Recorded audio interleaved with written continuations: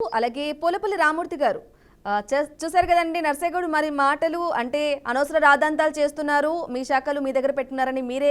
విమర్శించినప్పటికీ మరి ఆ శాఖల్ని ఇప్పుడు కేబినెట్ విస్తరణ జరుగుతున్న నేపథ్యంలో ఇలాంటి విమర్శలు అనేది తగదు అని చెప్పేసి చెప్తున్నారు మరి మీ వర్షన్ ఏంటి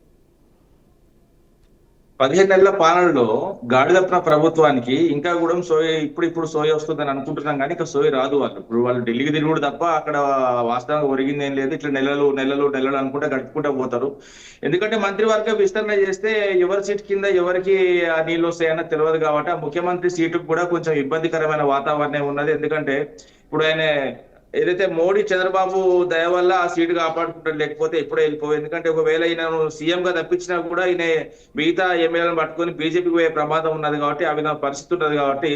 వీళ్ళు ఎక్కడంటే స్వీయ రక్షణ కోసము ఇన్ని రోజులు 15 నెలలుగా ప్రజల ఏదైతే ముఖ్యమైన శాఖలను పక్కా పెట్టుకుని వస్తున్నారు అంతే తప్ప గానీ ఇప్పుడు ప్రజల కోసం వచ్చిన ప్రభుత్వం కాదండి ఇది ఎందుకంటే ఇప్పుడు నేను మరీ చెప్తున్నా ఏదైతే సంపాదన కోసము ఏదైతే వాళ్ళ అధికారం కోసము అదే విధంగా పదవుల కోసం వచ్చిన ప్రభుత్వం తప్ప ప్రజల కోసం వచ్చిన ప్రభుత్వం కాదు ఎందుకంటే ఇప్పుడు నేను పనిచేసే ముఖ్యమంత్రి లేడు ఇక్కడ పలికిమాల ముఖ్యమంత్రి ఉన్నాడు కాబట్టి ఇలాంటి పరిస్థితులు వస్తున్నాయని రాష్ట్రంలో చెప్తున్నాను ఎందుకంటే ఇప్పుడు ముఖ్యమైన శాఖలు విద్యాశాఖ పరిస్థితి చూసినాం 83-84 మంది విద్యార్థులు చచ్చిపోతే ఇంతవరకు వాళ్ళ ఇంటికి పోయి పరామర్శించిన దాఖలాలు లేవు అదే విధంగా ఏదైతే రైతులకు సంబంధించి దాదాపు 500 మంది రైతులు చచ్చిపోయినా కూడా ఇంతవరకు వాళ్ళ ఇంటికి పోయి పరామర్శించాడు ఢిల్లీకి మాత్రము 50 సార్లు 40 సార్లు 30 సార్లు ఇట్లా అవసరమైతే 300 సార్లు పోతారండి కాంగ్రెస్ నాయకులు అంటారు ఎందుకు పోతుండో ఎందుకు వస్తుండో ఎవరిని కలుస్తుండో అసలు ఏం తెస్తుండో కూడా తెలియదు గుండు సున్నా ఇంతవరకు తీసుకొచ్చింది కూడా రాష్ట్రానికి బడ్జెట్ ఇప్పుడు మిస్టర్ నరసన్న గౌడ్ అంటాడు ఏదైతే మీకు బలమైన పార్టీకి సున్నాలు వచ్చినాయి అంటారు మరి మీరు కూడా బలమైన పార్టీ కదా ఇప్పుడు మరి ఒక పార్టీకి 13 రాష్ట్రాల్లో సున్నాలు వచ్చినాయి ఒక రాష్ట్రానికి 11 రాష్ట్రాల్లో సున్నాలు వచ్చినాయి సున్నాలు కాదండి ప్రజల జీవితాలను అదే ప్రజల మనసుని గెలుచుకోవాలి తప్ప ఏదో ఎలక్షన్లలో సున్నాలు వచ్చినాయా లేకపోతే అదే ఇదా ఇట్లా కాదు మీ రాహుల్ గాంధీనే పలుమార్లు ఏదైతే పార్లమెంట్ లో అవమానకరంగా మాట్లాడిన పరిస్థితి కూడా మేము చూసినాం అదే విధంగా మోడీ గారిని కూడా మెక్కిరిస్తే కూడా ఏదైతే సున్నాలు వచ్చినాయని రాహుల్ గాంధీ అంటే కూడా జీరో అయితే హీరో కోన్ బానా అని కూడా మీ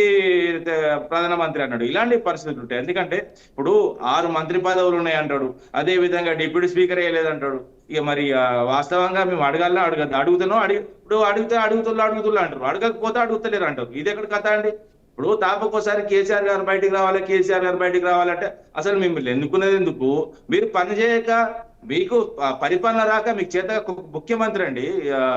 ఘోరమైన విషయాలు ఏంటంటే ఒక ముఖ్యమంత్రి హోదాలో ఉండి రాష్ట్రంలో ప్రతి నెలకి ఇంతమంది రిటైర్ అవుతున్నారు వాళ్ళకు రిటైర్మెంట్ బెనిఫిట్ నీకు నా వల్ల అయితే లేదంటే వల్లగానే అప్పుడు దిగిపోవాలి కదా ఇప్పుడు నీ వల్ల అయితేనే నిన్ను ఏదైతే నీ మార్పు అన్నది నువ్వు మాకంటే బెటర్ గా చేస్తా అన్నావు ఇప్పుడు మేము 10 రూపాయలు సంపాదించినాం అనుకోండి నేనేమంటున్నా రాష్ట్రం 18,500 కోట్లు సంపాదించేది ప్రతి నెల మేమున్నప్పుడు ఇది కూడా వల్ల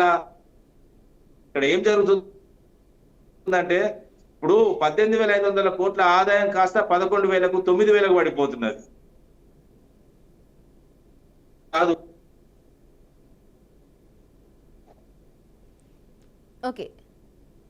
ఓకే రామూర్తి గారు